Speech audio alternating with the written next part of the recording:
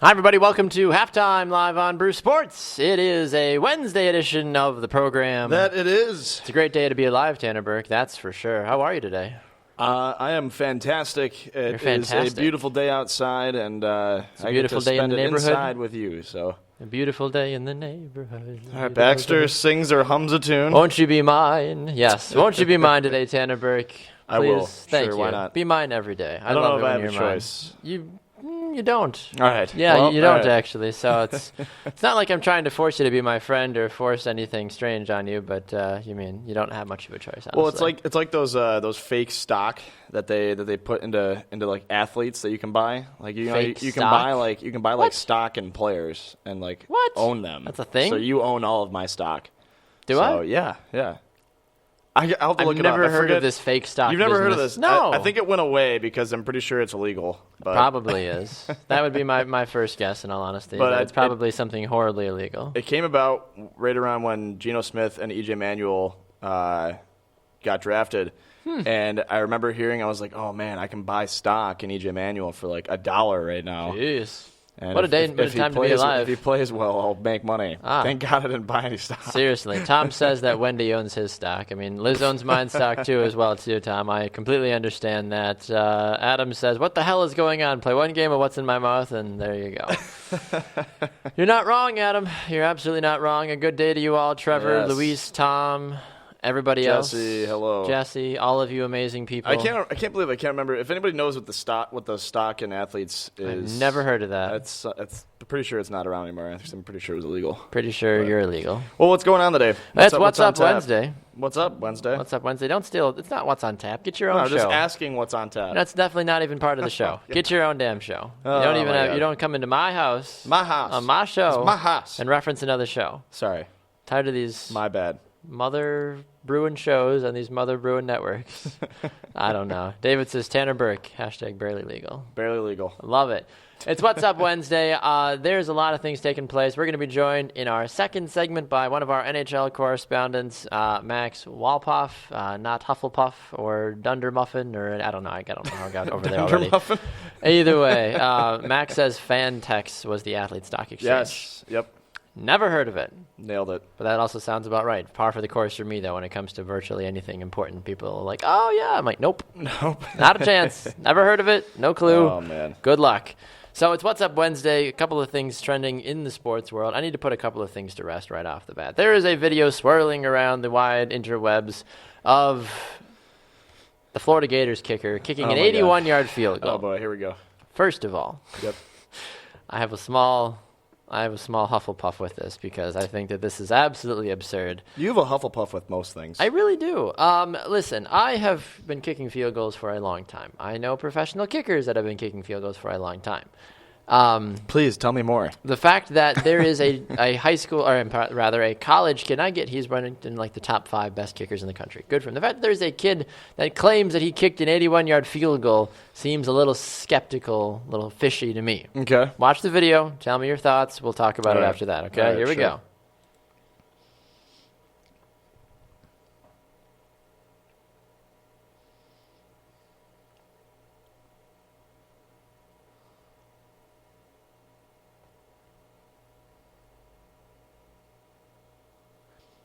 Absolutely no chance that was good. He looks like a linebacker kicking that thing. Absolutely no chance that was good. Sebastian Janikowski out there? No, I mean, this guy seriously has smaller legs than I do.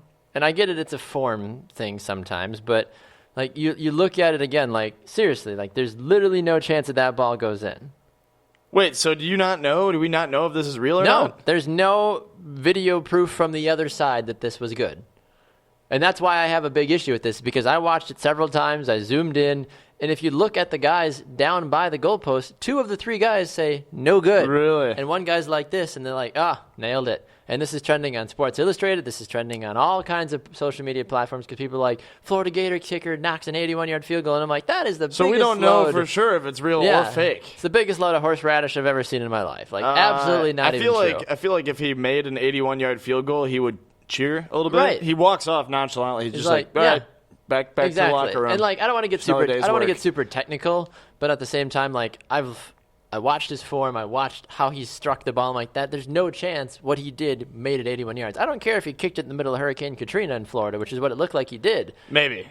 Granted, yes, we've all been those kickers that have been like, oh, there's a nice 80-mile-an-hour breeze at my back today. Time to go kick field goals. Like, yes, Yeah. I've been that guy. But still, like, there's a lot that goes into kicking a ball 81 yards. Kickoffs don't even go 81 yards. That's true. You know, and those are pro kickers. I don't believe that this video is real. I'd like to call BS. And think that this kid is completely Is somebody fraudulent. holding the ball, or is it? No, it's off a tee. It's off of like the little like holder, like kind of All a right. thing. So it's not like he's kicking.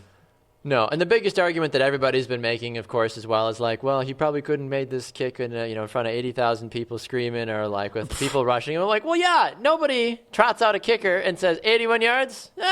Get out there. Go for it. You Yeah. got this. Like, come on. David says with the ball filled with helium, it probably was. Adam says it's a real video. They It could recorded be, it. yeah, maybe. I'm not saying it's not a real video. I'm saying that the kick is not good.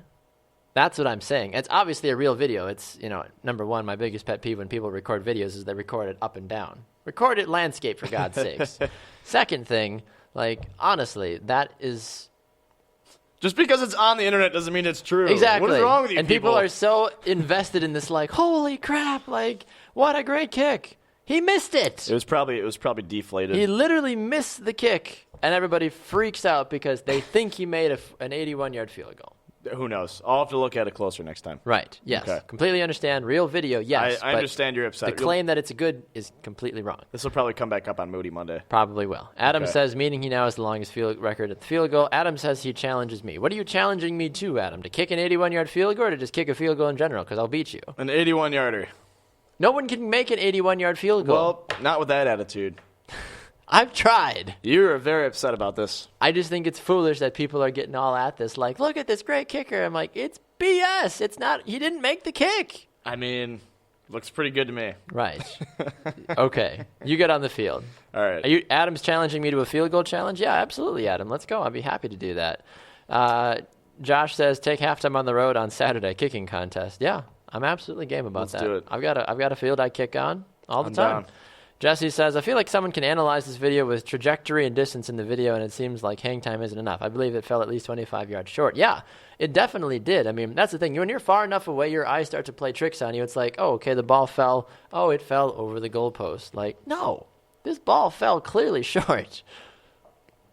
I can't tell. I'm I can't over tell. it. I'm watching it right now. I honestly can't tell. Yeah. Plus, there's a bunch of ads and stuff popping up on my screen, so I can't even see the ball. Seriously, Luis says he's feeling like Michael Jackson eating popcorn while hearing all of this craziness. That's true. I'm getting fired up. Little things in life fire me up, Tanner. You know that. But something like this, where the internet is so quick to hand out a gold star and a blue ribbon to some kid that kicked an 81-yard field goal that didn't even go in. Is the dress blue or is it white? I don't know. Gold.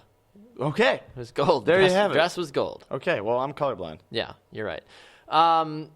You played baseball growing up, right? Yes, I did. Did you ever hit a home run? I didn't.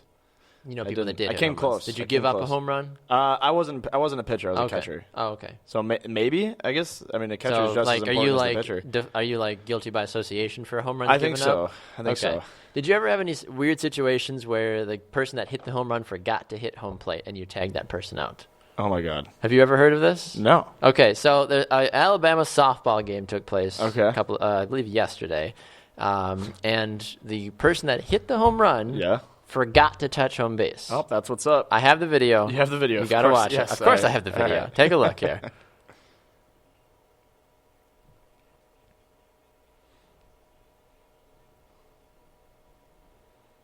I don't know why the video is like this, but it is. Yeah, whatever. There you go. She jumped over the plate. Right over the plate. You can hear the coach. So touch the base. Oh man. She heads back. Boop. Got her. Oh my God, that's amazing.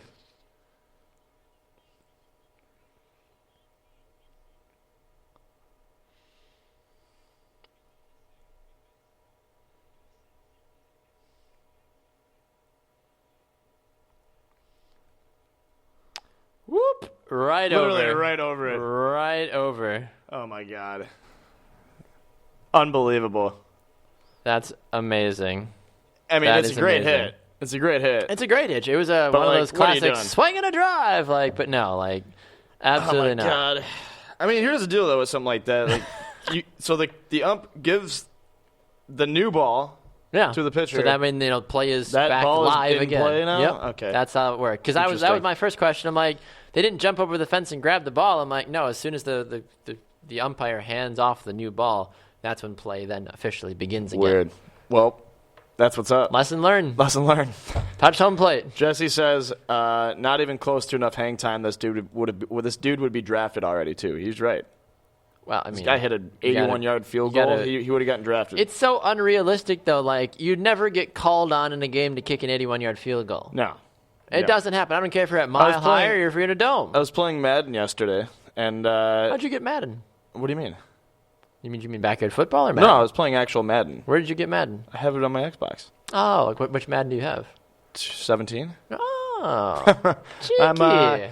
I'm pretty hip with the times, my friend. Buffalo I Bills was Super Bowl playing- run. Well, I started a new season, and I was playing against, I think, the Cardinals, and no, it was the Ravens. It was the first drive of the game. I stop them.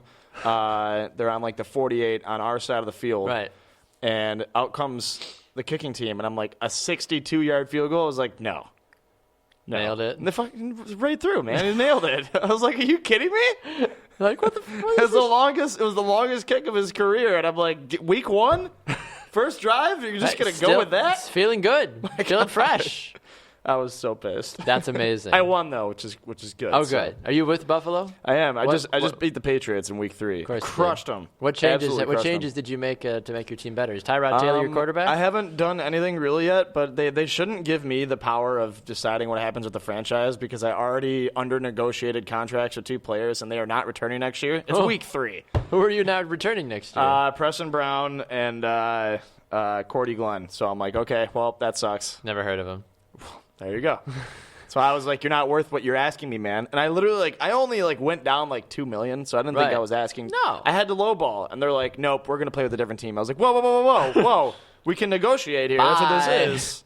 You don't get to renegotiate? It's week 3. No, they just decided they're not coming back. I'm like, what is this? What the hell? You got 13 more weeks with you, and this is what you give me? What if we win the Super Bowl? You don't want to come back? What is Nothing? that? Oh, I also I put a new coach in there, and my expectations are to win the Super Bowl. I'm 2-1 right now, so I'm off. Who'd you lose off to? to a great start.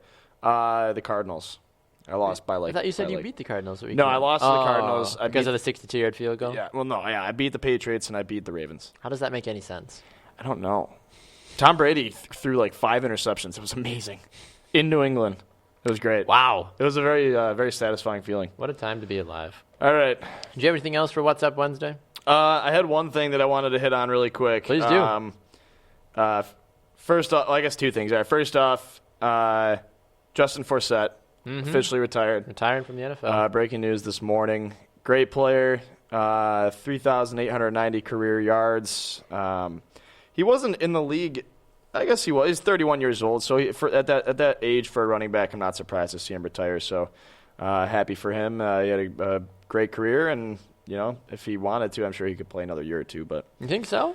I think so. I mean, he's not going to start anywhere, but he could No. provide some value to a couple teams. He was a but- good running back. I always enjoyed him when he was in his prime in Baltimore, but it's a bummer that he kind of got hit with the injury bug a little bit towards the tail end of his career. Yeah.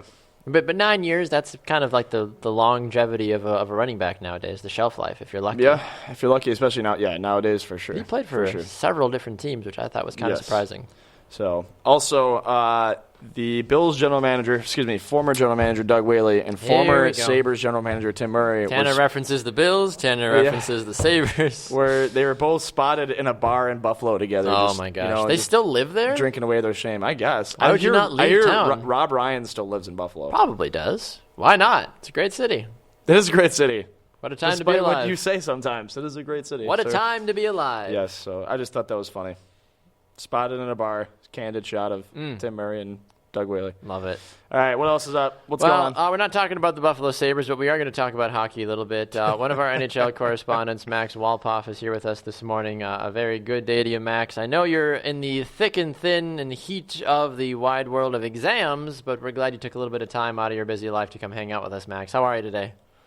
Things are all right. Got an exam in 2 hours, and you know what? I never study the night before an exam. Always take the time to relax. Really? I All mean, right. that's It's a probably the best bold thing that you can. move. So do you just like drink Mountain Dew and read comic books, or like what do you do to like relax?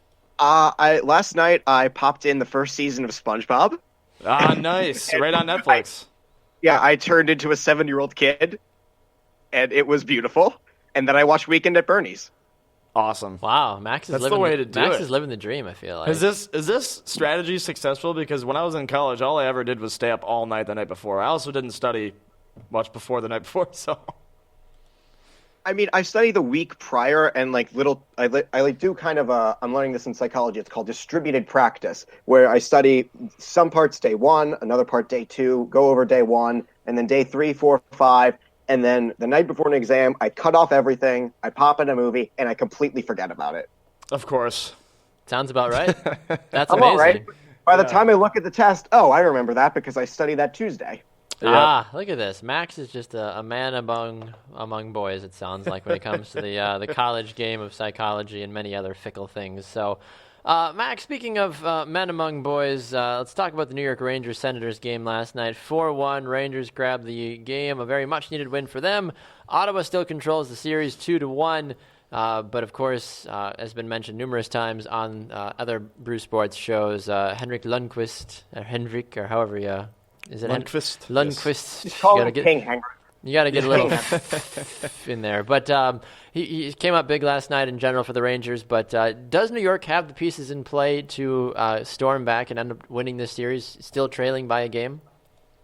The answer to that is yes, they have the pieces, but will those pieces perform? I mean, Michael Grabner, last year he was with the last place, the last place Toronto Maple Leafs. I'm just going to say an M word there. But Michael Grabner couldn't hit a breakaway to save his life. He couldn't shoot very well. He was still one of the top scorers on that team because, again, only P.A. Parento had 20 goals on that team. But it's more a matter of, again, is Erik Karlsson healthy enough to continue? Like, he's been skating on one good leg for most of the series, and he still leads the Ottawa Senators in assists with 7. It's absolutely incredible how Erik Karlsson is managing to put the team on his one good leg and his back, and Craig Anderson is still making the saves he needs to make. Last night, Henrik just got the best of him. Yeah, I'm looking over on the West here. Nashville Predators pretty much controlling the playoffs right now. That's not a surprise to anybody. And the St. Louis Blues doing what the Blues do best and disappointing in the playoffs. Are the Nashville Classic. Predators for real? I mean, it's hard to argue that they aren't for real, but are they the Cinderella story of the playoffs here for the NHL, especially after shutting out the Chicago Blackhawks as an 8 seed? I mean, I've been saying this for a while, that I initially thought that the Predators were going to get smoked by the Blackhawks, but then I took a look back at the 5-on-5 numbers, and Nashville is one of the best teams at 5-on-5, and that's where the playoffs are largely played. And it's been a series of 1-goal games and a 3-1 game that had a late goal in it. This is a close game, and the Blues have not gotten the bounces to go their way, and Jake Allen has been okay, but he hasn't been stellar and great every game like Pecorine has. And then there's the evolution of Ryan Ellis, who has been vastly underrated for far too long, and it's high time he got the praise he's getting. Yeah, Ryan Ellis scoring one of the 3 goals last night. Overall in the game, scoring that first one in the third period. So, I mean, certainly got the party started and rolling there. But Nashville, I feel like, is just one of those teams that you're going to be nervous about them until the semifinal, until it's all done. Like, you don't. I feel like every game that Nashville goes in, you're just like, I think we're good enough to win, but I don't know if we're going to actually do it. I mean, they're 7-1 in the postseason right now. I think they're doing all right. Well, in theory, exactly. Right. But that's the thing, though. I mean, you come in as that 8 seed, as Max mentioned. I mean, there's still a lot of those expectations that I feel like people are still trying to think about, trying to process a little bit too. You don't want to give your full heart to this team, I feel like, just yet, because you're worried about it getting dashed. Oh, I've already done it, which means they're probably going to fall apart. Probably. Tanner's endorsed the Predators, so they're going to just get swept the next 7 games, basically, is what I'm hearing. So, Max, moving away from that, the big story in the hockey world outside of what's been happening on the ice is now the fact that Sidney Crosby will miss Game 4, officially diagnosed with a concussion. I've talked about how I think Evgeny Malkin's going to be a huge filler for that without Crosby on the ice. But where do you see the Penguins now without Sidney Crosby? I know he's missed time in the past before due to injuries, but this is the playoffs. You don't have a lot of flexibility. You can lose a couple games in the regular season. Everything's totally fine. But right in postseason play, how important is Sidney Crosby's absence going to, what's it going to do to this team moving forward? I think the main thing to remember here with the Crosby injury, as far as just the on-ice performance goes, I could talk about the off-ice stuff all day, but the on-ice thing is, will the Penguins remain focused, or will they try to throw Tom Sestito in? Because their AHL team in Wilkes-Barre-Scranton, they're done. Their season's over. They can call up as many guys as they want and skate as black aces on the rest of the team because there's no salary cap in the playoffs. If Tom Sestito gets inserted into the lineup for tonight's Game 4, I have a very bad feeling that the game is going to turn into a goon fest. Sestito is going to run around and he's going to try to kill Matt Niskanen, and Tom Wilson's going to have to step up and defend him. I don't like Tom Sestito in Wilkes-Barre, and I really don't like him in Pittsburgh, largely because he runs around and he does try to hurt people. He's what the NHL is trying to take out of the game.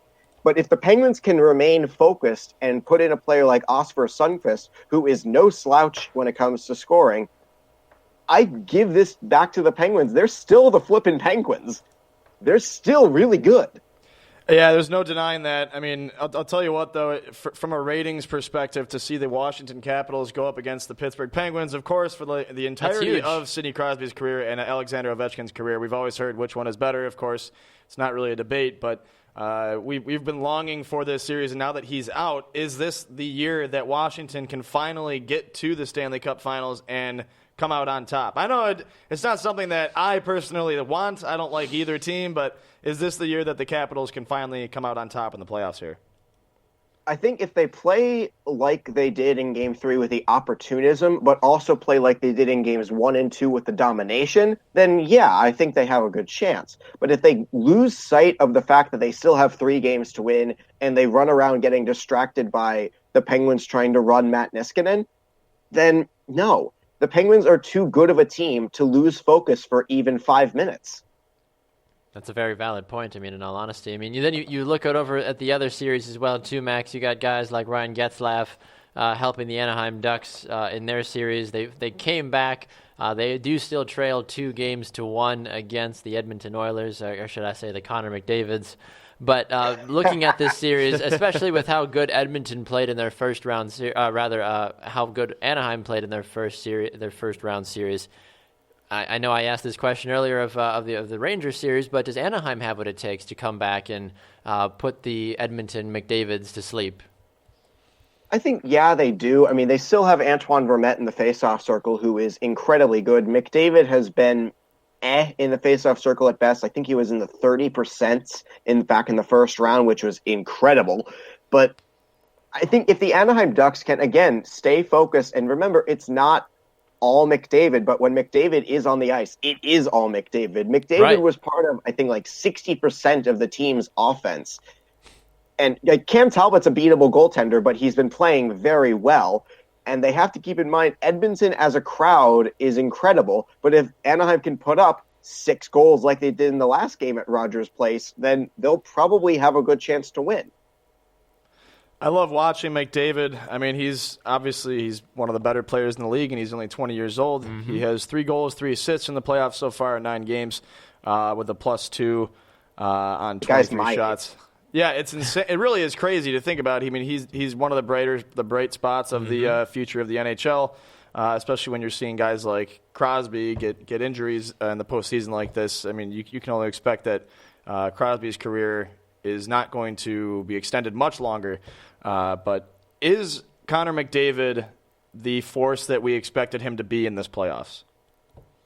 I think you can look back to last season to answer that question, where the Edmonton Oilers were doing just fine. They were looking like they were going to sneak into the playoffs, and then suddenly McDavid goes down with a shoulder injury, and their entire season is kaput. They fall off the map. They fall so far off the map, it's not even funny. And having a fully 82-game healthy Connor McDavid this season has been huge for them. it has defined their season. On top of getting good play out of Cam Talbot, on top of getting Patrick Maroon going, on top of getting Leon Draisaitl the time he wants, McDavid is still the engine of that offense, and there is no doubt of the importance he has to this team. I really think he wins the Hart Trophy this year. And I think that would be a true representation of what Connor McDavid has done this season, honestly. He's an incredible young player.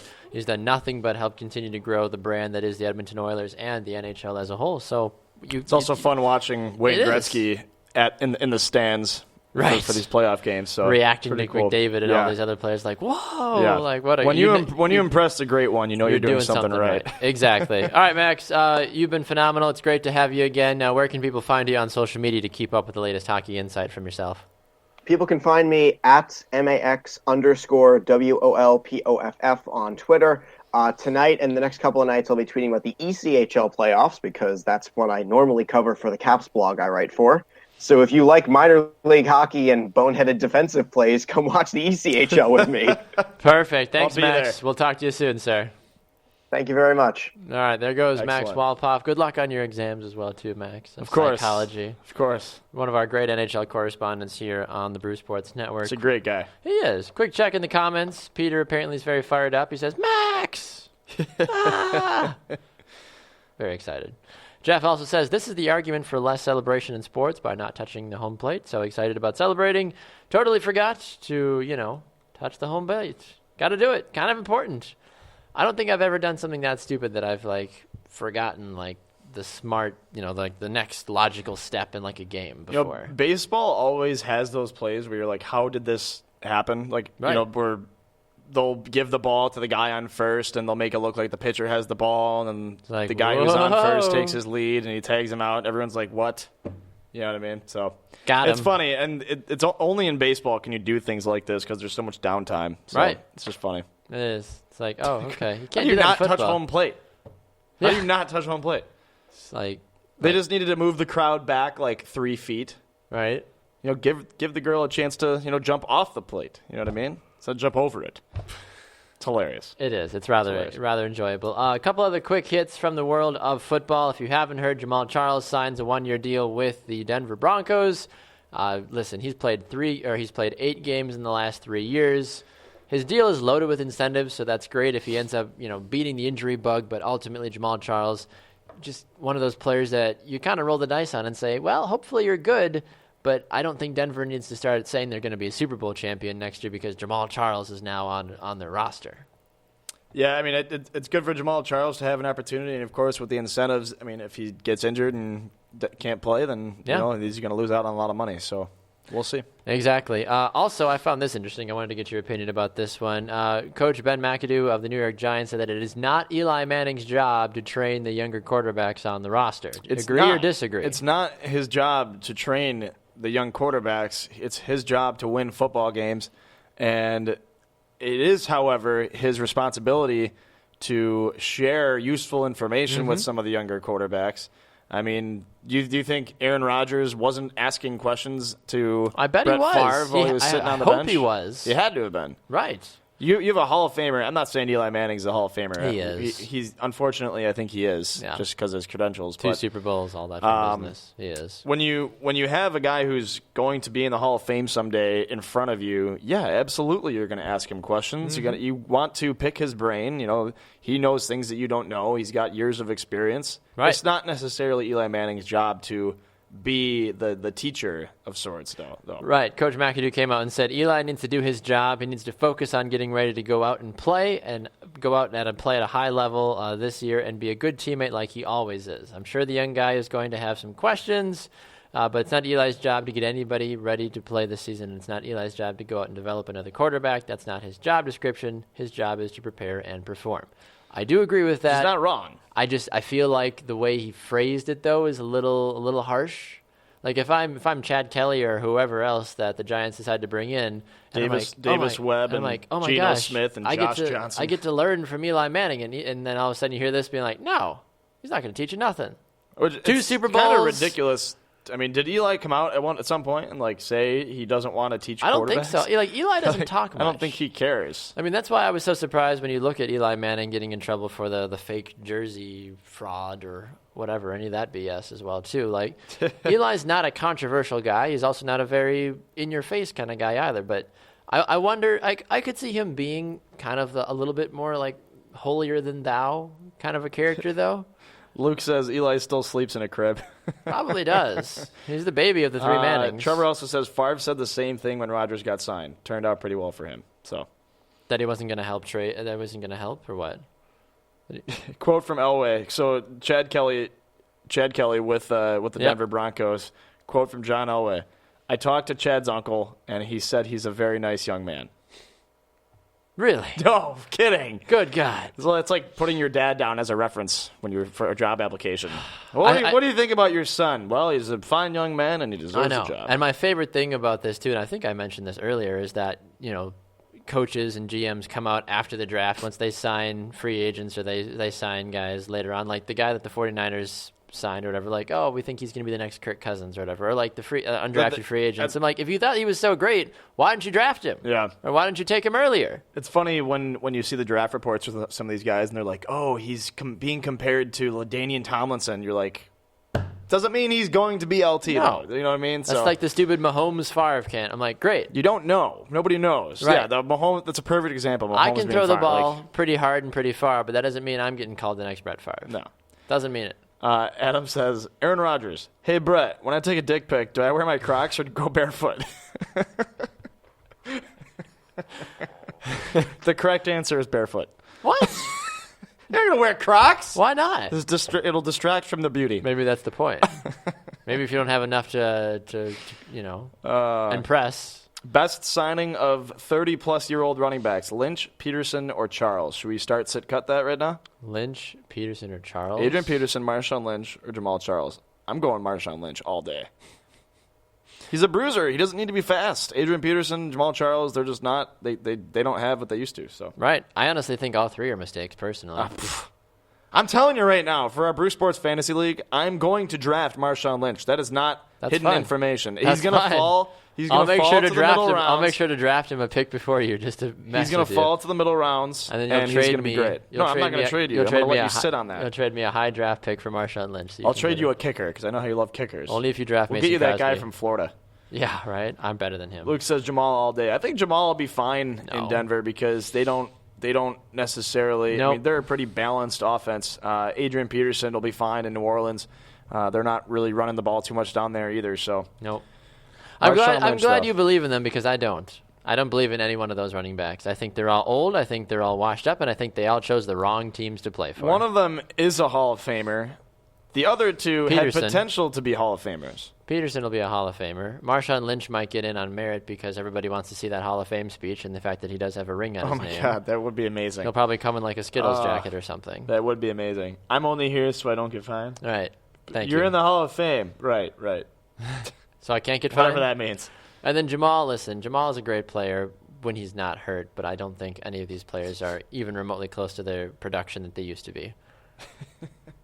I'm just saying, What? You're laughing at something else. What are you laughing at? People throwing some good comments out there. Good. I'm glad they are. We like when people comment. Brett Favre says, hey, baby, don't know if you know this, but I'm a Wrangler guy. Always have been. Wink. I'm sure Deanna knows all about that. Oh, man. Love it. Watch out for Oakland. Nope. Watch out for Oakland. Yeah, aside from Marshawn Lynch, he's not going to do anything. He's going to do a lot of things. The team is going to be successful if Derek Carr can get the ball to Michael Crabtree and Amari Cooper. That's the only reason this team's going to be good. And as long as he's Khalil going Mack to even out everybody. that offense, they're going to have the opportunity to run the ball down there. It's going to be great. I'm going to love watching him down there. I'm glad you are. Glad someone's going to watch because I'm not going to be All because the Raiders are not going to be good with Marshawn Lynch running the ball this year. Okay. Stand by it. Whatever you say. Luke is right. Lynch will open up the offense. All right. We're going to go off the rails here. No. What? What? Oh, no. I was saying no to Luke. I'm sure you're a great guy, Luke, but no, you're totally wrong. Just like Adam says that he thinks he can beat me in a kicking contest. You're all wrong. I'll take you all on. All right. Are you ready? Are you done? Is there anything else you wanted to complain about while we're on the air? Roy got shot. That dude got shot. Former basketball player. Yes. I don't know. You put that in your doc. I don't know. You put that in the doc. People getting shot. People getting popped. Hide your kids. Hide your wife. Terrible. Everybody's getting shot out here. Crazy. All right. That's it, I think. Okay. So what are we doing now? Chubby bunny. Should we go off the air or stay on? I don't know. I think I think we should go off the air and prep ourselves. Prep ourselves. Be back in 5. Perfect. We'll be back for halftime. Part 2 off the rails in just a minute, where Tanner and I go off the rails. What are we doing? We're gonna read some famous sports quotes, and after each quote, we have to put another donut in our mouth. Oh, God. The whole donut. The whole donut, nothing but the donut. So help And me if you God. choke, you're screwed because I don't know the Heimlich maneuver. Perfect. I'm not going anywhere near that mouth. What could go wrong? We'll be back with more on halftime right after this. Stay tuned.